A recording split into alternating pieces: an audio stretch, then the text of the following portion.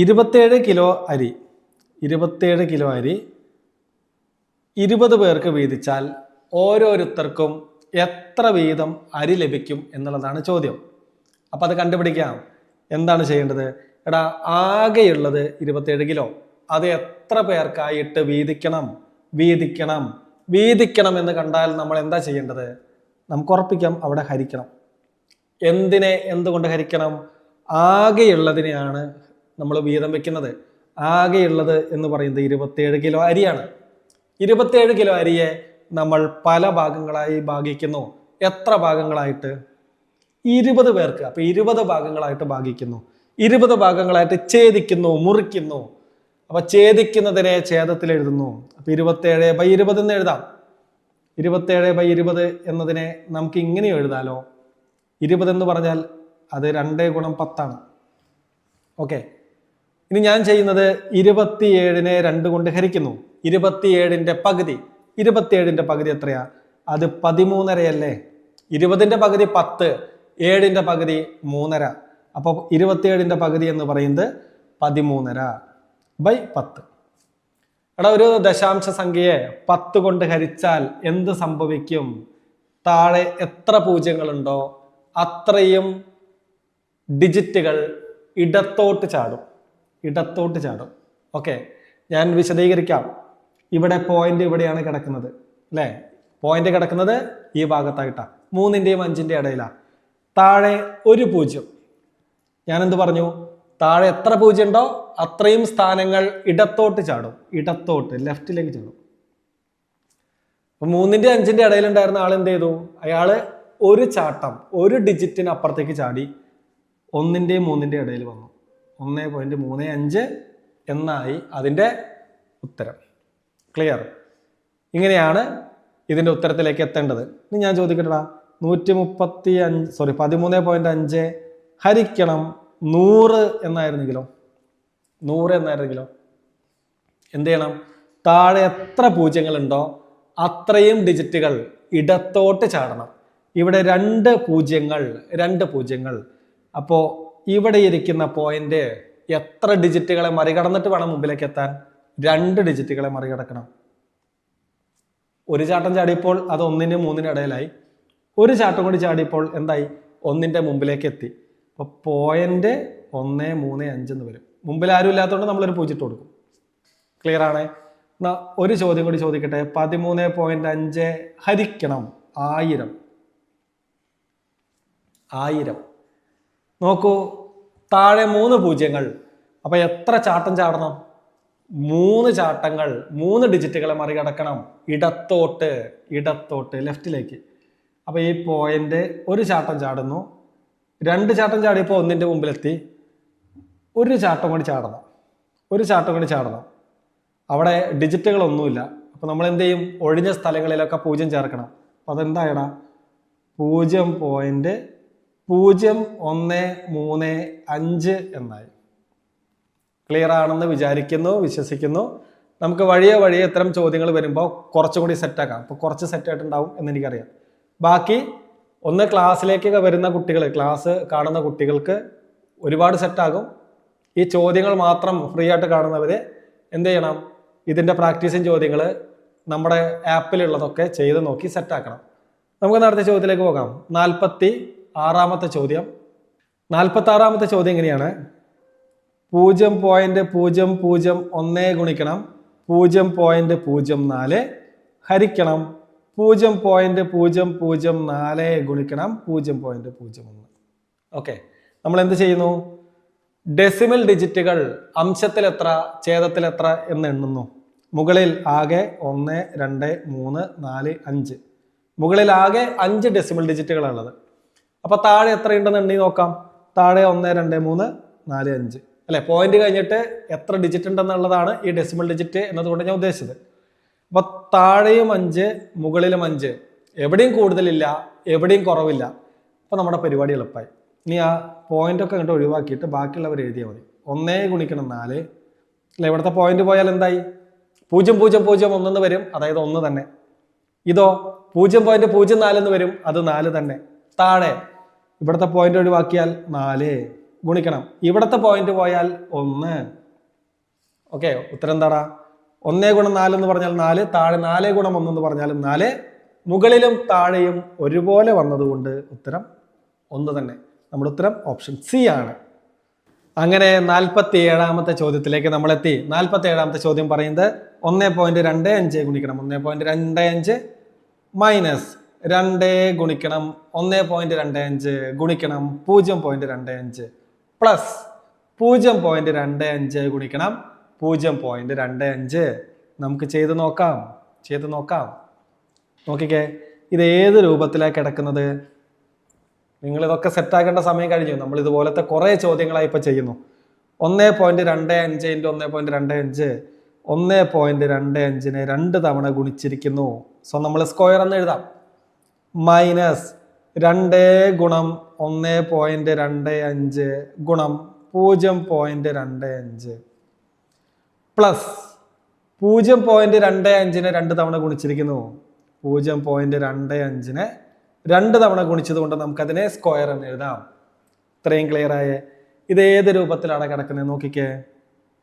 A square minus 2 into A into B plus B square എന്ന രൂപത്തിലല്ലേ കിടക്കുന്നത്?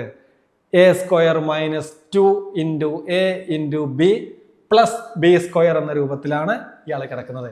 അത് എന്തിൻ്റെ എക്സ്പാൻഷൻ ഫോമാണ്? അത് a minus b whole square എന്നതിൻ്റെ എക്സ്പാൻഷൻ ഫോമാണ് അല്ലേ? എങ്കിൽ നമുക്ക് എളുപ്പമായി. ചോദ്യം ഈ രൂപത്തിലാണ് കിടക്കുന്നത്. അപ്പോൾ ഉത്തരം കാണാൻ എന്ത് ചെയ്താൽ മതി? എയിൽ നിന്ന് ബി കുറച്ചിട്ട് അതിൻ്റെ സ്ക്വയർ കണ്ടാൽ മതി. ഏതാണ് ഇവിടെ എ, ഏതാണ് ഇവിടെ ബി? എ എന്ന് പറയുന്നത് എന്താടാ? 1.25 മൈനസ് ബി എന്താണ്? 0.25. അപ്പൊ എയിൽ നിന്ന് ബി കുറച്ചിട്ട് അതിന്റെ സ്ക്വയർ കാണുന്നു. എയിൽ നിന്ന് ബി കുറച്ചിട്ട് അതിന്റെ സ്ക്വയർ കാണുന്നു. 1.25 നിങ്ങൾക്ക് വേണമെങ്കിൽ ഇങ്ങനെ ആലോചിക്കാം. 1.25 എന്ന് പറഞ്ഞാൽ പൈസ കണക്കിലൊക്കെ ആലോചിച്ചാൽ കുറച്ചുകൂടി എളുപ്പമാണ്. അത് 1.25 എന്നൊരു ഐഡിയ കിട്ടും. 1.25 എന്ന് പറഞ്ഞാൽ 1.25 മൈനസ് 0.25 എന്ന് പറഞ്ഞാൽ 4. അപ്പൊ 1.25 നിന്ന് 4 കുറച്ചാൽ ബാക്കി 1 ഉണ്ടാകും. അങ്ങനെ വേണമെങ്കിൽ ചിന്തിക്കാം. അതല്ലെങ്കിൽ ഡയറക്റ്റ് ചെയ്ത് നോക്കുക. 1.25 നിന്ന് കുറയ്ക്കണം 0.25. കുറച്ച് എന്ത് കിട്ടും? ഇവിടെ 0 ഇവിടെ 0, പോയിന്റ് 1 നിന്ന് 0 പോയാൽ 1. എങ്ങനെ ചെയ്താലും കിട്ടുന്ന ഉത്തരം 1 ആണ്. ബ്രാക്കറ്റിനകത്ത് ചെയ്താൽ കിട്ടുന്ന ഉത്തരം 1 ആണ്. ആ 1ന്റെ സ്ക്വയർ എന്ന് പറഞ്ഞാൽ 1 തന്നെ. നമ്മുടെ ഉത്തരം ഓപ്ഷൻ സി ആണ്.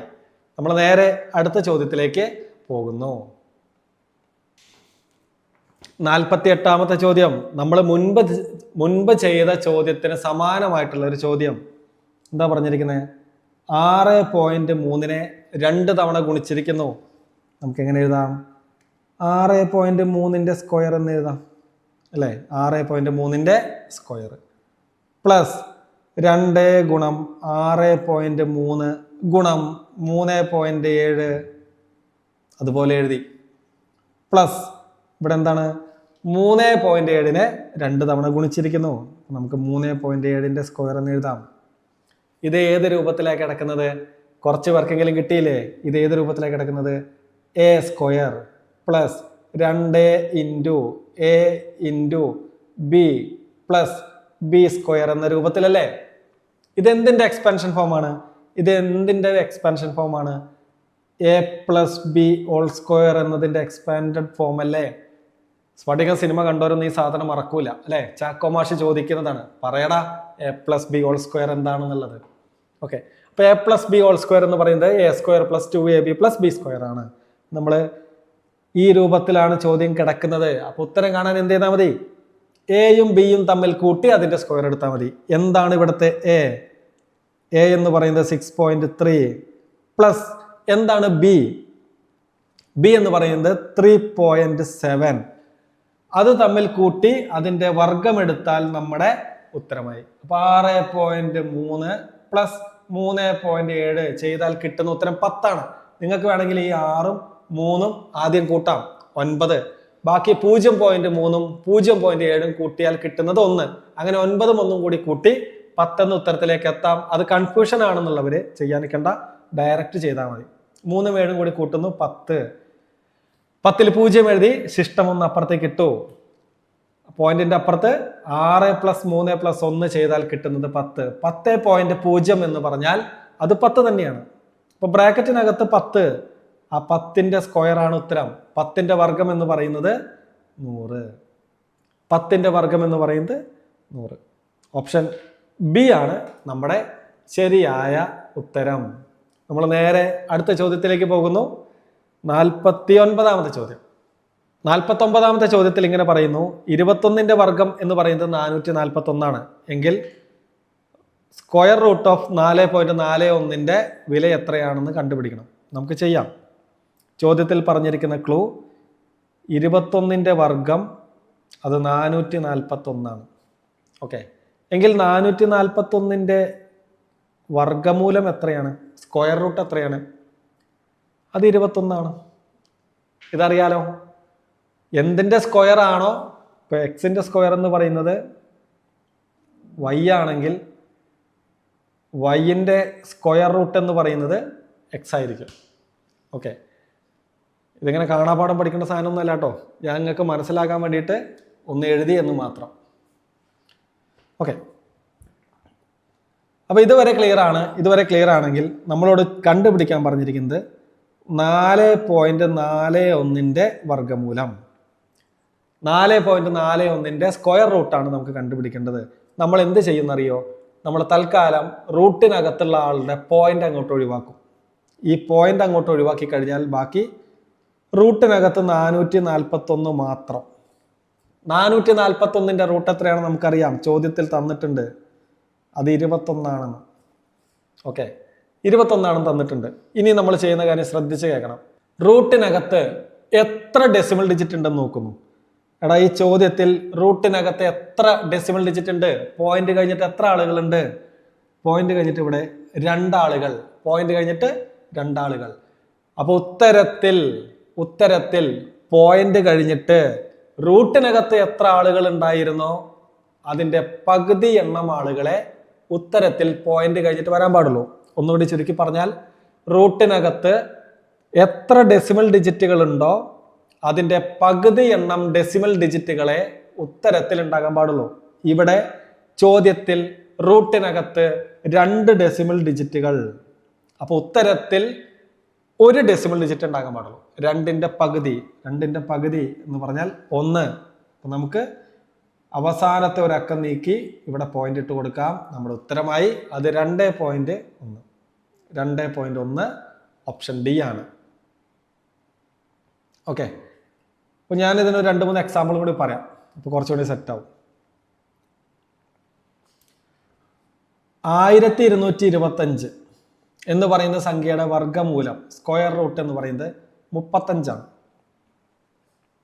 എങ്കിൽ ഞാൻ ചോദിക്കുന്നു, റൂട്ട് ഓഫ് 12.25ന്റെ ഉത്തരം എന്ത്?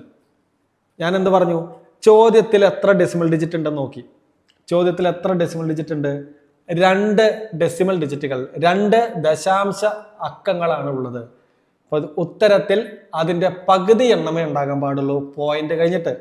അപ്പൊ പോയിന്റ് കഴിഞ്ഞിട്ട് ഒരാളെ ഉണ്ടാകാൻ പാടുള്ളൂ. ഇനി ചോദ്യത്തിലെ 12.25ന്റെ പോയിന്റ് അങ്ങോട്ട് ഒഴിവാക്കി കഴിഞ്ഞാൽ, പോയിന്റിനെ നമ്മൾ തട്ടിക്കളഞ്ഞാൽ അത് 12.25 എന്നാകും. അതിന്റെ റൂട്ട് എത്രയാണെന്ന് നമുക്കറിയാം, 35. ആ 35 നമ്മളിവിടെ അറേഞ്ച് ചെയ്ത് കഴിഞ്ഞാൽ മതി.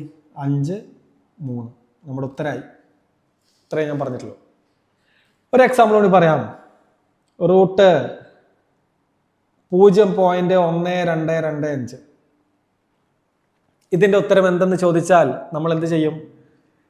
റൂട്ടിനകത്ത് പോയിന്റ് കഴിഞ്ഞിട്ട് എത്ര ആളുകൾ ഉണ്ടെന്ന് നോക്കും, എത്ര ഡിജിറ്റുകൾ ഉണ്ടെന്ന് നോക്കും. ഇവിടെ പോയിന്റ് കഴിഞ്ഞിട്ട് 1 2 3 4 ഡിജിറ്റുകൾ. അപ്പൊ ഉത്തരത്തിൽ പോയിന്റ് കഴിഞ്ഞിട്ട് എത്ര ആളുകൾ വേണം? റൂട്ടിനകത്ത് എത്ര ആളുകൾ ഉണ്ടോ അതിന്റെ പകുതി ആളുകളെ വരാൻ പാടുള്ളൂ ഉത്തരത്തിൽ. ഓക്കെ, അപ്പൊ 4 ആളുകൾ റൂട്ടിനകത്ത് പോയിന്റ് കഴിഞ്ഞിട്ടുണ്ട്. അപ്പൊ ഉത്തരത്തിൽ പോയിന്റ് കഴിഞ്ഞിട്ട് 2 ആളുകൾ മതി. ഇനി എന്ത് ചെയ്യണം നമ്മള്? ഇനി എന്ത് ചെയ്യും? ഇതിലെ പോയിന്റ്, ചോദ്യത്തിലെ പോയിന്റ് ഒഴിവാക്കും. അപ്പൊ അത് 12.25 എന്നാകും. അതിൻ്റെ സ്ക്വയർ റൂട്ട് എത്രയാണെന്ന് നമുക്ക് തന്നിട്ടുണ്ട് 35. ആ 35നെ നമ്മൾ ഇവിടെ എങ്ങോട്ട് എഴുതും? മുമ്പിൽ ആരും ഇല്ലാത്തതുകൊണ്ട് ഒരു 0 ഇട്ട് കൊടുത്തു, നമ്മുടെ ഉത്തരമായി. ക്ലിയർ ആണേ? ഒരു എക്സാമ്പിൾ കൂടി പറയട്ടെ. Root of 0.001225. ഇപ്പോൾ കുറച്ച് വർക്കെങ്കിലും ചെയ്യാൻ കിട്ടിയിട്ടുണ്ടാവും.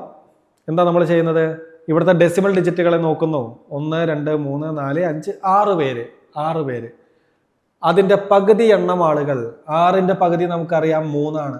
പോയിന്റ് കഴിഞ്ഞിട്ട് 3 ആളുകൾ വരണം. ഓക്കെ, ഇതിലെ പോയിന്റിനെ നമ്മൾ കട്ട് ചെയ്ത് കളഞ്ഞാൽ ബാക്കി 0, 0, 0, 1, 2, 2, 5 എന്ന് പറഞ്ഞാൽ അതിൻ്റെ സ്ക്വയർ റൂട്ട് നമുക്കറിയാം, അത് 35 ആണ്. 35 നമ്മളിവിടെ പ്ലേസ് ചെയ്യും. ഒഴിഞ്ഞു കിടക്കുന്ന സ്ഥലങ്ങളിൽ 0 ചേർക്കും. ഉത്തരായി. ഓക്കെ, അപ്പൊ ചില ആളുകൾക്കെങ്കിലും ഒരു സംശയം ഇപ്പൊ തോന്നിയിട്ടുണ്ടാവും.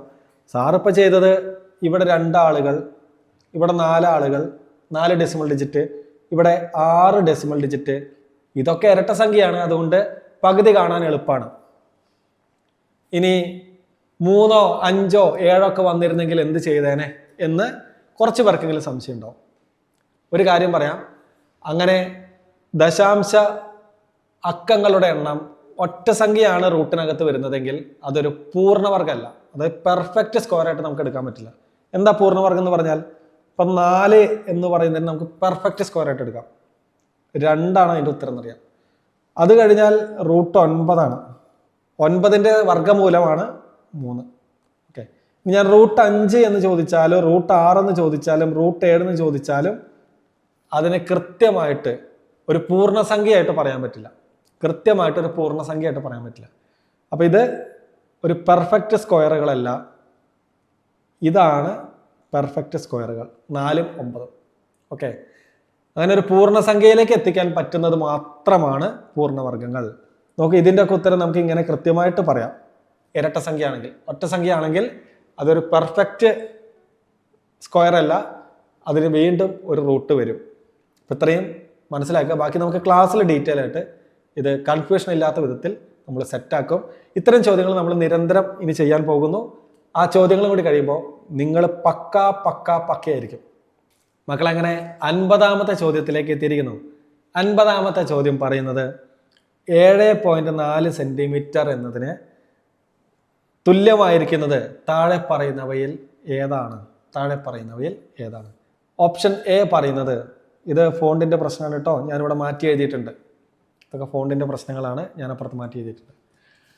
അപ്പൊ 7.4 ഓപ്ഷൻ എ ചെക്ക് ചെയ്ത് നോക്കാം. ഓപ്ഷൻ എ എന്താ പറയുന്നത്? 74/10. ഇത് ചെയ്താൽ എന്ത് കിട്ടും? 7.4 എന്ന് കിട്ടും. താഴെ ഒരു 0. അപ്പോൾ ഉത്തരത്തിൽ പോയിന്റ് കഴിഞ്ഞിട്ട് ഒരാൾ, അതാണ് നമ്മളിവിടെ ചെയ്തത്. 7.4 സെന്റിമീറ്ററിന് ഓപ്ഷൻ എ തുല്യമാണ്. ഇനി ഓപ്ഷൻ ബി നോക്കാം. 7 സെന്റിമീറ്റർ 4 മില്ലിമീറ്റർ അല്ലെ? 7 സെന്റിമീറ്റർ 4 മില്ലിമീറ്റർ എന്ന് പറയുന്നതല്ലേ 7.4 സെന്റിമീറ്റർ? നിങ്ങൾ സ്കൂളിലൊക്കെ പഠിക്കുന്ന സമയത്ത് സ്കെയിലൊക്കെ ഒന്ന് ഓർമ്മയിലില്ലേ? ഒന്ന് മനസ്സിലേക്ക് എടുത്തേ. 7ഉം 8ഉം അതിൻ്റെ ഇടയിൽ 1, 2, 3, 4, 5ാമത്തെ വര കുറച്ച് വലിപ്പമുണ്ടാവും, പകുതി. 6, 7, 8, 9 10ാമത്തെ വരെയും വലിപ്പമുണ്ടാവും. ഇതിൽ 4 എന്ന് പറയുന്നത് എന്തായിരിക്കും? 7.4 എന്ന് പറഞ്ഞാൽ എന്തായിരിക്കും? ഇത് എവിടെയായിരിക്കും അല്ലേ? 7.4 എന്ന് പറഞ്ഞാൽ 7 കഴിഞ്ഞു 4 പോയിന്റുകൾ, 7 കഴിഞ്ഞിട്ടുള്ള 4 പോയിന്റുകൾ. അപ്പോൾ നിങ്ങൾക്കറിയാം 10 മില്ലിമീറ്റർ ചേരുമ്പോഴാണ് 1 സെന്റിമീറ്റർ ആവുക. ഓക്കെ, അപ്പോൾ 7 സെന്റിമീറ്ററും കഴിഞ്ഞു 4 മില്ലിമീറ്ററും കഴിഞ്ഞു എന്ന് പറയുന്നത് തന്നെയല്ലടാ 7.4 സെന്റിമീറ്റർ. അപ്പോൾ ഓപ്ഷൻ ബിയും 7.4 സെന്റിമീറ്ററിന് തുല്യമല്ലേ? തുല്യമാണ്. എങ്കിൽ ഓപ്ഷൻ സി നോക്കാം. 74 മില്ലിമീറ്റർ. 74 മില്ലിമീറ്റർ.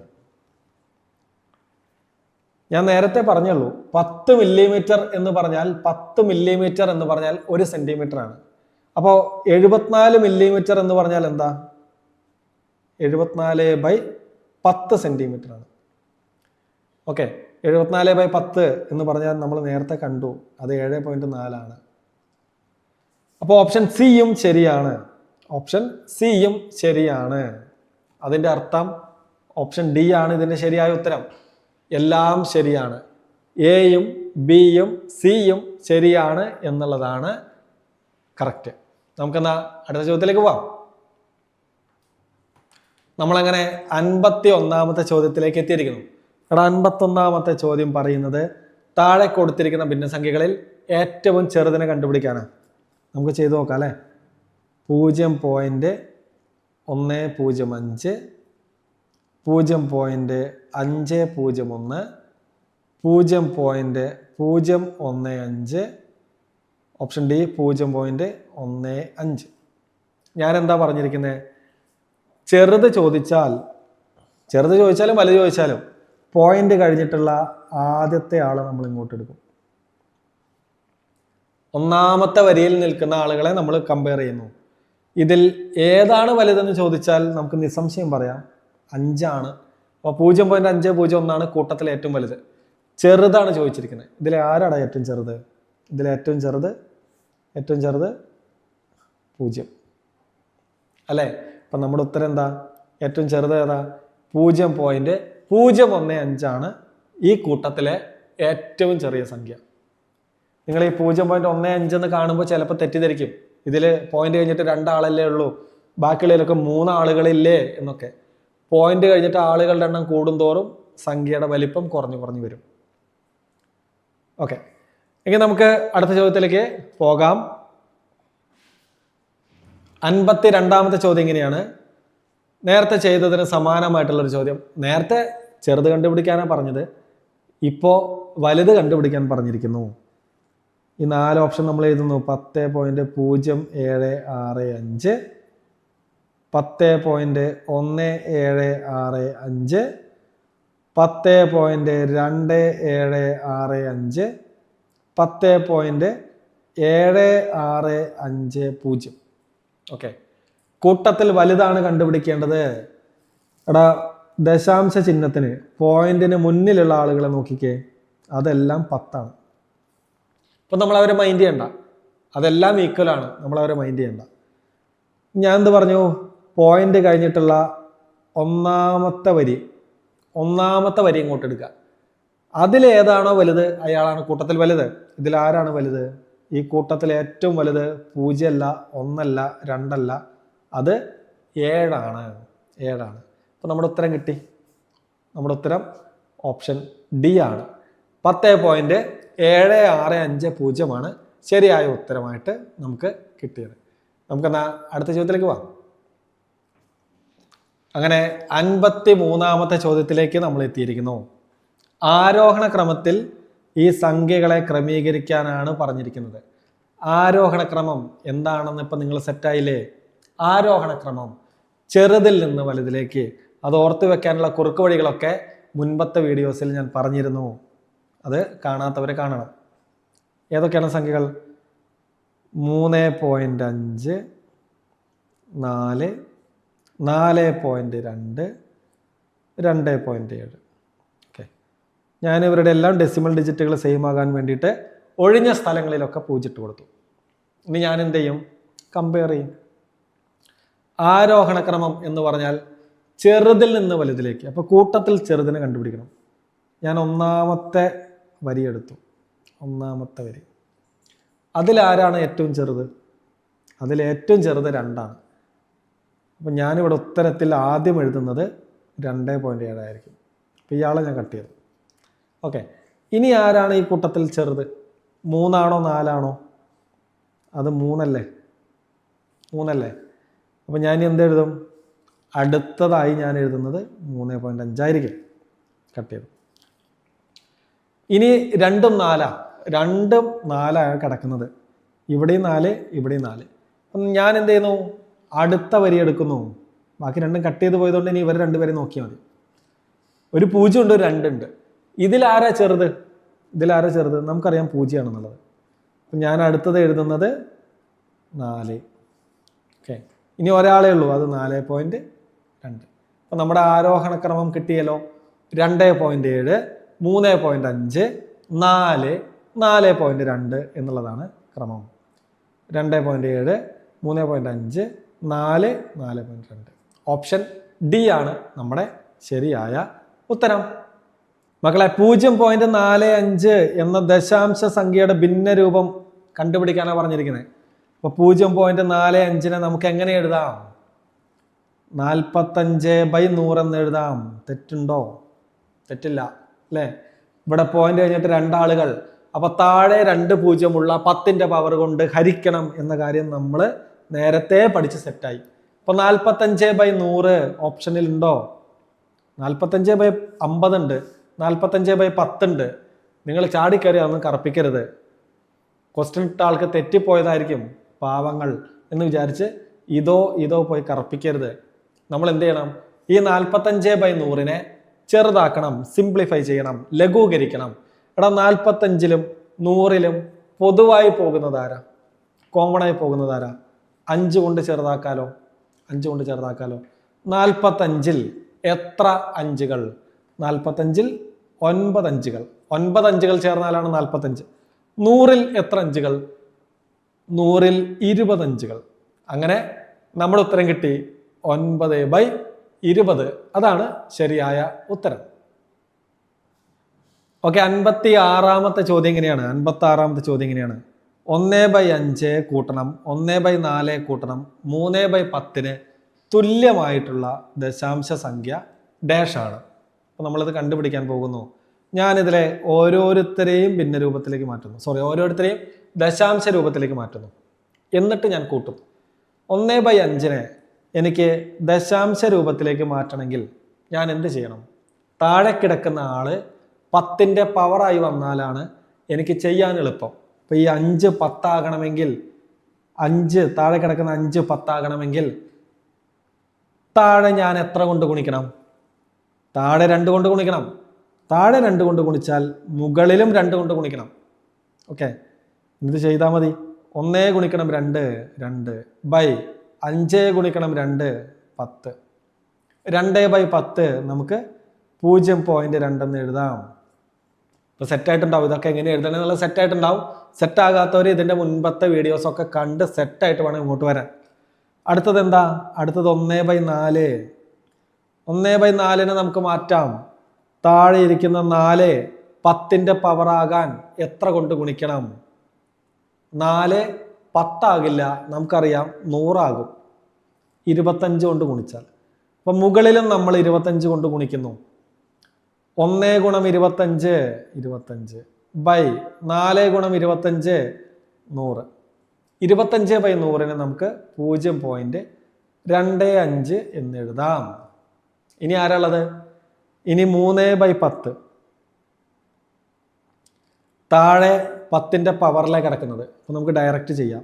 0.3. ഓക്കെ, ഇനി ഇവരെ കൂട്ടിയാൽ മതിയടാ. ആരൊക്കെ കൂട്ടണം? 0.2 0.25 0.3. ഒഴിഞ്ഞ സ്ഥലങ്ങളിലൊക്കെ ഞാൻ 0 ഇട്ട് കൊടുക്കുന്നു, എന്നിട്ട് കൂട്ടുന്നു. ഇവിടെ 5 7.0. ഇപ്പൊ എന്ത് കിട്ടി? 0.75 എന്ന് കിട്ടി. ഇതാണ് തുല്യമായ ദശാംശ സംഖ്യ. 0.75. ഓപ്ഷൻ സി ആണ് നമ്മുടെ ശരിയായ ഉത്തരം. നമുക്ക് അടുത്ത ചോദ്യത്തിലേക്ക് പോവാം. മക്കളെ, അങ്ങനെ 57ാമത്തെ ചോദ്യത്തിലേക്ക് നമ്മൾ എത്തിയിരിക്കുന്നു. 57ാമത്തെ ചോദ്യം എന്ത് പറയുന്നു? 1/5 കൂട്ടണം 2/5ന്റെ സ്ക്വയർ കൂട്ടണം 3/5ന്റെ ക്യൂബ്. നമുക്കിത് ചെയ്ത് നോക്കാം. ഞാനിതിൽ ഓരോരുത്തരെയും ദശാംശ രൂപത്തിലേക്ക് മാറ്റുന്നു. 1/5 ആദ്യം മാറ്റുന്നു. നമ്മൾ നേരത്തെ ചെയ്തു. 1/5 താഴെ കിടക്കുന്ന 5 10 ആകണമെങ്കിൽ, അല്ലെങ്കിൽ 10ന്റെ പവർ ആകണമെങ്കിൽ 2 കൊണ്ടാണ് ഗുണിക്കുന്നത്. അപ്പൊ മേലെയും ഞാൻ 2 കൊണ്ട് ഗുണിക്കും. അപ്പൊ അത് 2/10 എന്നായി. ഉത്തരം 0.2 എന്ന് കിട്ടി. ഇത് സെറ്റായി. ഇനി അടുത്ത ആളെ നോക്കാം. അടുത്ത ആള് 2/5 സ്ക്വയർ. ഓക്കെ, 5 സ്ക്വയർ എന്ന് പറഞ്ഞാൽ എന്താ? 5നെ 2 തവണ ഗുണിക്കുന്നത്. ഞാൻ നേരത്തെ എക്സ്പ്ലെയിൻ ചെയ്ത് തന്നിട്ടില്ല, എങ്കിലും ഒരിക്കൽ കൂടി എക്സ്പ്ലെയിൻ ചെയ്ത് തരാം. എടാ, താഴത്തെ ആളെ 10ന്റെ പവറിലേക്ക് എത്തിക്കണം. അതിന് നമ്മൾ എന്ത് ചെയ്യണം? ഇവിടെ 2 അഞ്ചുകളുണ്ട്. ഓരോ 5നെയും 2 കൊണ്ട് ഗുണിക്കണം, അല്ലേ? എങ്കിലല്ലേ 10 ആവുള്ളൂ. അപ്പോൾ മേലെ നമ്മൾ എന്ത് ചെയ്യണം? രണ്ട് രണ്ടുകൾ എന്ന് വെച്ചാൽ എത്രയും 4. ഓക്കെ, അപ്പോൾ 2 ഗുണം 4 8 ബൈ ഇതെത്ര 5 ഗുണം 2 10, വീണ്ടും ഒരു 10, 10 ഗുണം 10 എന്ന് പറഞ്ഞാൽ 100. 8/100 നമുക്ക് 0.08 എന്ന് എഴുതാം. അപ്പൊ അത് സെറ്റായി. ഇനി ആരുള്ളത്? 3/5 ക്യൂബ്. അപ്പൊ 3/5 ക്യൂബ്. ഇനി ഞാൻ 5 ക്യൂബിനെ പിരിച്ച് എഴുതണോ? വേണ്ടല്ലോ. 3 5കൾ അതിൽ ഉണ്ടായിരിക്കും എന്ന കാര്യം നിങ്ങൾക്കറിയാം. അപ്പൊ ബേസ് 10ന്റെ പവർ ആക്കണമെങ്കിൽ എത്ര രണ്ടുകൾ വേണം? 3 5കൾ ഉണ്ടെങ്കിൽ 3 2കൾ ഇപ്പുറത്ത് വേണം. അപ്പൊ 2ന്റെ ക്യൂബ് കൊണ്ട് മുകളിലും താഴെയും നമ്മൾ ഗുണിക്കണം. അതെന്താ? 2ന്റെ ക്യൂബ് എത്രയാ? 8. അപ്പോൾ 3/5 ക്യൂബ് 125 ഇൻറ്റു 2ന്റെ ക്യൂബ് 8/8 ചെയ്ത് കഴിഞ്ഞാൽ 3 ഗുണം 8 24, 125 ഗുണം 8 എന്ന് പറയുന്നത് 1000. 24/1000 ചെയ്താൽ നമുക്ക് കിട്ടുന്നത് 0.024. 0.024. ഇനി ഇവരെല്ലാം കൂടി കൂട്ടിയാൽ പോരെ? നമുക്ക് ഇവരെല്ലാം കൂടി കൂട്ടാം. 0.2, 0.08, 0.024. ഒഴിഞ്ഞ സ്ഥലങ്ങളിൽ 0 ചേർക്കുന്നു, എന്നിട്ട് ഞാൻ കൂട്ടുന്നു. ഇവിടെ 4, 8ഉം 2ഉം കൂട്ടിയാൽ 10, 10ൽ 0 എഴുതി, ശിഷ്ടം 1 എഴുതി. 1ഉം 2ഉം കൂടി കൂട്ടിയാൽ 3.0. നമ്മുടെ ഉത്തരം എന്താ? 0.304. 0.304. ഓപ്ഷൻ സി ആണ് ശരിയായ ഉത്തരം. നമുക്ക് നേരെ അടുത്ത ചോദ്യത്തിലേക്ക് പോയാലോ? മക്കളെ, അടുത്ത ചോദ്യം നേരത്തെ ചെയ്ത ചോദ്യത്തിന് സമാനമായിട്ടുള്ള ചോദ്യമാണ്. എന്താണ്? 1/2 പ്ലസ് 1/2ന്റെ സ്ക്വയർ പ്ലസ് 1/2ന്റെ ക്യൂബ്. നേരത്തെ 5ന്റെ ബേസ് വെച്ചിട്ടാണ് പറഞ്ഞത്, ഇവിടെ 2ന്റെ ബേസ് വെച്ച് പറഞ്ഞു എന്നുള്ളത് മാത്രമേ വ്യത്യാസമുള്ളൂ. അപ്പം നമുക്കിത് ചെയ്യല്ലേ? ഓക്കെ, ഓരോരുത്തരെയും ഞാൻ ദശാംശ രൂപത്തിലേക്ക് എത്തിക്കുന്നു. 1/2 എനിക്ക് എന്താക്കാം? 1/2നെ അതിൻ്റെ ബേസ് താഴെ കിടക്കുന്ന ഛേദത്തിന് 10ലേക്ക് എത്തിക്കാൻ 5 കൊണ്ട് ഗുണിക്കണം. അപ്പം മേലെയും 5 കൊണ്ട് ഗുണിക്കണം. അപ്പം അത് 5/10 സമം 0.5. അടുത്ത ആളാരാ? 1/2ന്റെ സ്ക്വയർ. 2 രണ്ടുകളുണ്ട് അല്ലേ? അപ്പോൾ 1/2ന്റെ സ്ക്വയറിനെ 2 5കൾ കൊണ്ട് ഗുണിക്കണ്ടേ? 5 സ്ക്വയർ, മേലെയും 5 സ്ക്വയർ. 5ന്റെ വർഗം എന്ന് പറഞ്ഞാൽ 25 ഓക്കെ, അപ്പോൾ 1 ഗുണം 25, 25 മുകളിൽ. 2ന്റെ സ്ക്വയർ എന്ന് പറഞ്ഞാൽ 4, 5ന്റെ സ്ക്വയർ എന്ന് പറഞ്ഞാൽ 25. ചേർന്ന് കഴിഞ്ഞാൽ എത്ര കിട്ടി? 100 കിട്ടി. ഞാനൊരു കാര്യം പറഞ്ഞിട്ടുണ്ട്, ഇവിടെ 2ഉം 5ഉം ഒക്കെ ആണെങ്കിൽ എത്രയാണ് മുകളിൽ പവർ ആയിട്ടുള്ളത്? അത്രയും പൂജ്യങ്ങൾ ഉണ്ടായിരിക്കും. പറഞ്ഞത് ഓർമ്മയുള്ളവർക്ക് ഇത് പെട്ടെന്ന് ചെയ്യാം. അപ്പൊ 25/100 എന്നത് 0.25 എന്ന് നമുക്ക് എഴുതാം. 0.25 എന്ന് എഴുതാം. ഇനി ആരോടാ ഉള്ളത്? 1/2 ക്യൂബ്. 1/2 ക്യൂബ്. 1/2 ക്യൂബിനെ താഴെ കിടക്കുന്ന 2 ക്യൂബിനെ 10ന്റെ പവറിലേക്ക് എത്തിക്കാൻ നമ്മൾ എന്ത് ചെയ്യണം? താഴെ 5 ക്യൂബ് കൊണ്ടാണ് ഗുണിക്കുന്നത്. അപ്പൊ മുകളിലും 5 ക്യൂബ് കൊണ്ട് ഗുണിക്കണം. 5ന്റെ ക്യൂബ് നമുക്കറിയാം 125. 1 ഗുണം 5 ക്യൂബ് ആയതുകൊണ്ടാണ് 125 ഡയറക്റ്റ് ആയിട്ട് എഴുതിയത്. ഇപ്പുറത്ത് വേറെ ആരെങ്കിലും ആണെങ്കിൽ അത് ഗുണിച്ച് വേണം ഉത്തരത്തിൽ എഴുതാൻ. ഓക്കെ, അപ്പോൾ 2 ക്യൂബ് ഗുണം 5 ക്യൂബ്, ഉത്തരം 10 ക്യൂബാണ്. 10 ക്യൂബ് എന്ന് പറഞ്ഞാൽ 1000. ചെയ്ത് കഴിഞ്ഞാൽ 0.125 എന്ന് കിട്ടും. ഇനി എന്ത് ചെയ്താൽ മതി? ഇനി ഇവരെ കൂട്ടിയ പോരെ? ആരൊക്കെ? 0.5, 0.25, 0.125. ഒഴിഞ്ഞ സ്ഥലങ്ങളിൽ 0 ചേർക്കുന്നു, ഞാൻ കൂട്ടുന്നു. 5 7 8, 5 2 7 8 0.0. അപ്പൊ നമ്മുടെ ഉത്തരം 0.875. 0.875 ആണ് ശരി ഉത്തരം. അങ്ങനെ 59ാമത്തെ ചോദ്യത്തിൽ പറയുന്നു 1.75ന്റെ ഭിന്നസംഖ്യാരൂപം എഴുതാൻ. 1.75നെ നമുക്ക് എങ്ങനെ എഴുതാം? പോയിന്റ് ഒഴിവാക്കിയിട്ട് 175/100 എന്ന് എഴുതാം. 175/100 എന്ന് എഴുതാം. ഇനി നമുക്കിതിനെ ചെറുതാക്കിയാൽ പോരെ? 5 കൊണ്ട് 2 പേരെയും നമുക്ക് ചെറുതാക്കാം. 175ൽ എത്ര 5കൾ ഉണ്ടെന്ന് പാർട്ടായിട്ട് ചെയ്താൽ മതി. 17ൽ എത്ര 5കൾ? എത്ര 5? 3 5 15. 17 15 പോയാൽ ബാക്കി 2. 25 എത്ര അഞ്ചുകൾ? 5. ഓക്കെ. 100 എത്ര അഞ്ചുകൾ എന്ന് നമുക്കറിയാം, 20 ആണ്. 35 20 നമുക്ക് വീണ്ടും എന്തുകൊണ്ട് ചെറുതാക്കാം? 5 കൊണ്ട് ചെറുതാക്കാം. 35 എത്ര അഞ്ചുകൾ? 7. 20 4. കഴിഞ്ഞു. ഇനി ചെറുതാക്കാൻ പറ്റില്ല. അപ്പൊ നമ്മുടെ ഉത്തരം 7/4 ആണ്. ഓപ്ഷൻ എ ആണ്. നമുക്ക് നേരെ അടുത്ത ചോദ്യത്തിലേക്ക് പോകാം. മക്കളെങ്ങനെ 60ാമത്തെ ചോദ്യം പറയുന്നു, 19/125 ദശാംശ രൂപം കണ്ടുപിടിക്കാൻ. സിമ്പിളാണ്, നമ്മൾ ചെയ്യുന്നു. 19/125.